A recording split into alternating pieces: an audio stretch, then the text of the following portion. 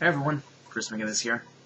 Now I know around this time of year, a lot of places on the internet usually have, some sort of different holiday countdowns, whether it be, the 12 days of whatever, or some sort of pop culture related advent calendar. And I thought, you know what, I could do that. Why not? Excuse me. So I figured, yeah, I'll do my own version. Well, it'll be fun for you, but probably not so much for me because I'm gonna have to read a whole lot of weird crap. And on that note, welcome to the 12 days of Let's Read. Starting today and for the next 11 days, finishing on Christmas Day, a new Let's Read video with me reading some of the strangest stuff that I've been able to find. And this one I think is a good start. Excuse me. Sorry, I do apologize. I've been dealing with some kind of sinus issue the past few days, so. Anyway.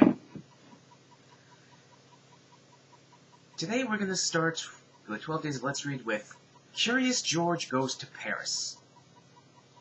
Written by Bobby Do-A-Lot. Now, as usual, I haven't read this story before recording it, but I have read a synopsis, and based on the synopsis alone, I thought, yeah, I have to read this, because this is too strange to pass up. So here we go. Curious George Goes to Paris. Curious George was happy. They were going to France. The man in the yellow hat told George they were going to see the Eiffel Tower. Curious George was happy. The man in the yellow hat packed bags for them and they went to the airport. George thought all the airplanes were exciting. Then the man in the yellow hat gave the airport people their tickets and they got on the plane. George was scared at first, but soon he was having fun on the airplane. But soon Curious George became tired, so he decided to take a nap. When he woke up, the man in the yellow hat told George they were almost to Paris. Curious George looked out the window and saw the Eiffel Tower gleaming majestically, its lights sparkling in the darkness of the evening. Then George heard an unfamiliar sound. It was a loud boom, and George saw lights flash somewhere in the distance. The plane shook suddenly as the shot hit the tail, bursting the rear half of the plane apart in a fire explosion. The man in the yellow hat screamed and grabbed onto George as the front half of the plane descended rapidly and out of control, and George became dizzy as it began to spin. People screamed and cried all around them, and the plane quickly fell towards the ground.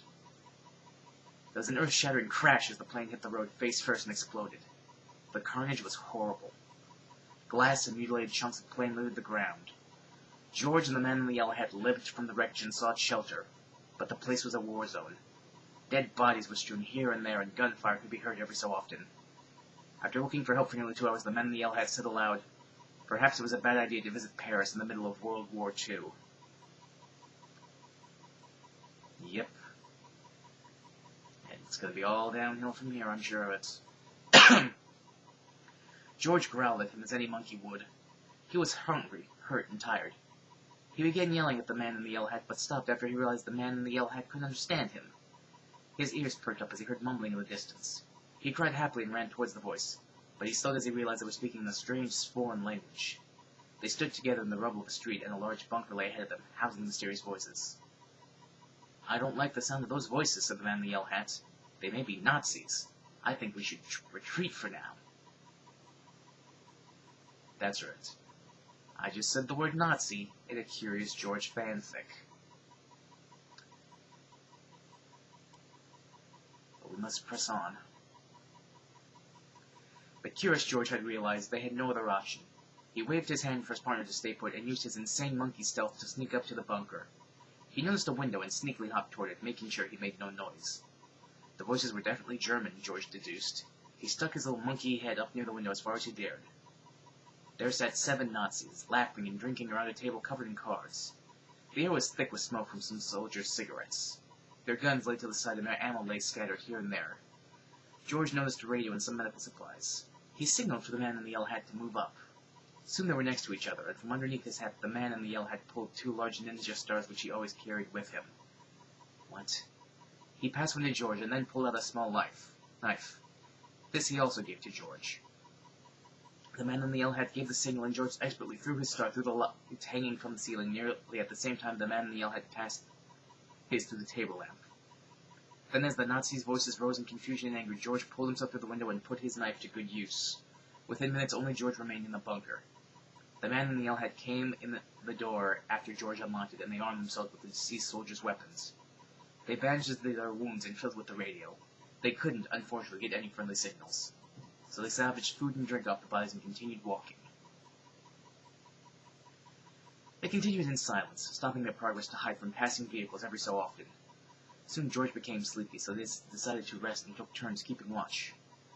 As the sun rose the next morning, they had a better understanding of their surroundings. They were several miles from Paris, which they could see war-torn and broken in the distance. They continued, keeping to the sides of the road and in the tall brush.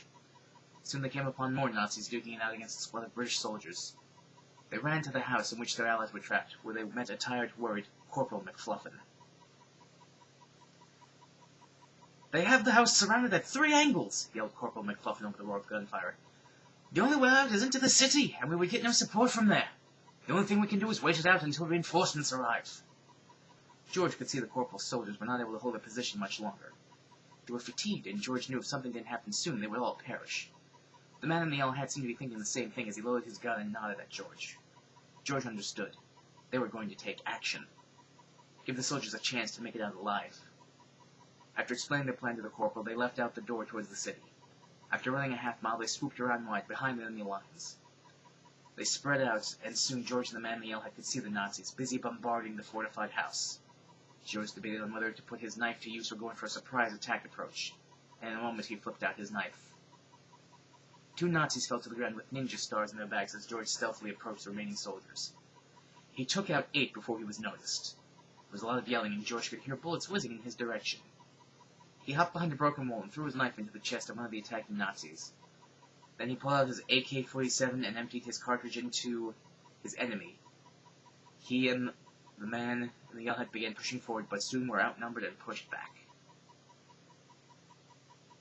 Where would Curious George store an AK-47? You know what, maybe it's best we not focus on that. Let's move on. They hopped back to the wall as the Nazis streamed in, then back into the house. They pulled themselves inside as one of the British soldiers said, "They have a tank! Why do these things always happen to me?" Curious George peeked out the window and gulped as he saw they did indeed have a tank. It had a big gun, he noticed, but it was no time to panic. George took action and grabbed the man in the yellow hat's yellow hat. George stuck his hand deep into the hat and pulled out 14 grenades and 3 bazookas. He passed them around, keeping 1 rocket launcher and passing the other 2 to Corporal McFluffin and the man in the yellow hat. They took aim, and kerblam! The house shrank as the tank shot, blowing a huge hole in the roof. Hole spelled W-H-O-L-E. Corporal McFluffin swore as he missed the tank, sending the rocket into the road 4 yards away from the target. The man in the yellow hat took carefully aim at the tank, taking his time. After what seemed like nearly a decade, the man in the yellow hat took his carefully aimed shot and missed completely. Whaboosh! The tank took another shot at the house, blowing the bottom floor out. Fortunately, the 3 of them were on the second floor of the house. Unfortunately, the second floor was on top of the first floor, and without the first floor, the second floor would become the first floor. The floor caved in as the wall below was torn apart, and George and the man in the yellow hat fell down into the rubble of what used to be the kitchen. George recovered his bearings and took aim with his bazooka. Schwam-pow! The rocket spelled right into the tank, exploding with a huge boom. As the dust settled, George let out a cry. The tank still stood. He quickly loaded another shot. The tank fired and George's ears rang. It hit the ceiling above them, blowing away half the house, causing it to crumble on top of them. George pulled himself away from the falling debris as the house fell down on top of them. The roof tore off and landed with a crash in the front yard, so the house now stood diagonally without a roof. George coughed as dust settled. Corporal McFluffin could be heard swearing in the distance. Groaning soldiers pushed against the rubble, and George could hear the Nazis making their advance. Then George saw, covered under a refrigerator, a bathtub, and a bed, the man in the yellow hat. He was breathing heavily, and his yellow hat lay flat and jaw on his head. His eyes were closed in a pained expression. George stumbled over to him as he coughed. "George," said the man in the yellow hat in a whisper. "George." He stroked George's head as George held his hand. His breathing grew fainter and less frequent. Finally, he looked Curious George in the eyes and said, so quickly George could barely hear him, "Let's cross the river and rest under the shade of the trees." And the man in the yellow hat's hand grew limp in George's. George's eyes filled with tears as he realized the man who had raised him from a baby monkey was gone, taken from him long before his time. He cried, tears spilling out onto the dusty ground. Soon, the sadness was replaced with a new emotion. George wanted justice. He wanted to avenge his friend and mentor. George was mad. He vowed then and there he would do whatever it took to defeat him, the man who had done this. As soon, George thought, as he knew who that man was. There were heavy footsteps on the wooden floor. The Nazis had arrived. Then one man spoke in a heavy German accent. "I am Captain Hook. I have done this, every bit of it. Every little last bit. I am solely responsible. Now you must surrender or more will die." George turned. This man had caused the death of his friend. As the Nazis rounded up the living British soldier, George pushed his hand to his old friend's yellow hat. His hand gripped around something round and cool. He pulled the pin and looked at Captain Hook. Then, curious, George said, "Captain Hook." Captain Hook looked at him. "Catch." Since when does Curious George talk? Curious George tossed the grenade. It exploded with a resounding boom that caused the remainder of the house to tip onto its side, shattering windows and smashing French china. George whipped out his AK-47, and before the Nazis knew what hit them, they were on the ground, dead. He walked over to Captain Hook's charred body. Though the man on the Yell Hat's death had been avenged, George sensed something was wrong.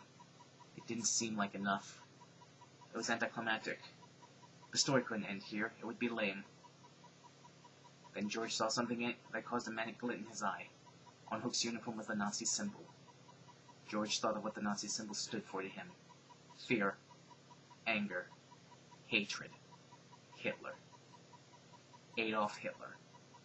The man who had caused all of this. Perhaps, George thought, Hitler must die. Then the story would be able to end. It would be a climactic ending. Yes, that was it. Adolf Hitler must die. Reinforcements arrived in the form of several armed trucks. They were driven back to the airport, and a week later George attended the solemn funeral for the man in the yellow hat back in the United States. George walked over to the casket and made a silent vow. Hitler would pay for what he had caused. George finished paying his dues and walked out of the church. Back at the man in the yellow hat's home, George fished a well-used military-issue sniper rifle from underneath the floorboard. He paid for a one-way ticket to Germany via MasterCard and locked the door behind him. He took a look at the man in the yellow hat's home, what he had achieved and worked for, one more time before set off. He caught the 6 o'clock flight and bought some airline peanuts. George's heart began beating faster and faster as the plane descended and landed in Germany. By the time he collected his luggage, it was a quick, steady thumping. Thumpa, thumpa, thumpa, thumpa. George took a look at the war-stricken country and began watching for Nazis. He had a shotgun in his boot if he needed it, and he began walking towards his destination where Hitler lay unaware of his imminent doom. As the sun began to rise, George found a dumpster that seemed safe to sleep in and took a quick nap. Noon rolled around and George stealthily continued through the suburbs. He was pretty sure he was in the right city, as there were hordes of Nazis crawling all over the place. The flag flapped wherever George turned, but George could sense something. The Nazis were losing. Hitler was losing. The dictator was losing to the power of the Allies. George walked all through the afternoon into the evening, where he suddenly realized he was in the wrong city. After swearing aloud, kicking any stationary object in sight, and roundhouse kicking 2 drunken Nazis, George commandeered himself a vehicle and sped out upon the road, nearing the edge of the city. He flew past the city's boundaries and raced down the highway through the battered countryside. Excuse me. His car eventually died after about a day of traveling, and George continued on foot. He had known it would be a dangerous, treacherous journey, but he didn't think it would take 4 days to get to Berlin. Finally, he arrived at Führer Bunker, where he knew Hitler to be hiding. He staked the place out and found a promising site nearly 300 yards away. He set up his equipment in a large building and waited. George waited several hours before spotting his prey. Finally, Hitler walked out into the open. He was just there. This was George's time.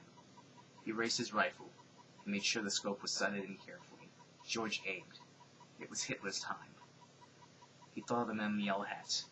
There was not even a slight breeze. This was the time. Curious George took his shot.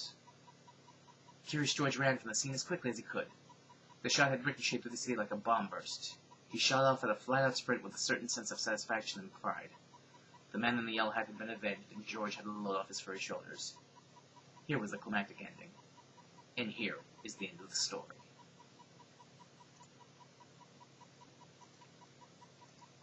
Okay, yeah, I just read a story where Curious George kills Hitler.